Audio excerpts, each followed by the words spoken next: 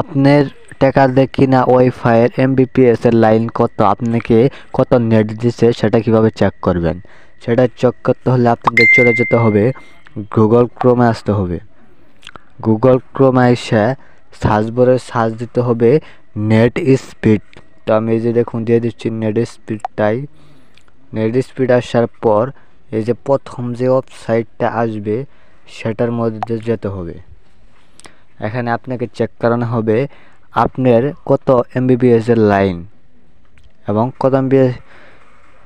কত net speed টানছে। দেখুন 11 নেট স্পিড টানছে, আপনার লাইন হলো 11 এমবিপিএস এর লাইন।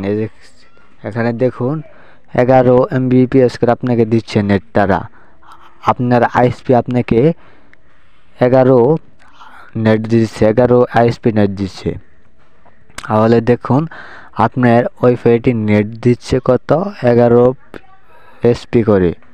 দেখলেন কিভাবে নেট চেক করা হয়। এভাবে আপনারা যে কোনো ওয়াইফাইয়ের নেট চেক করে পারবেন।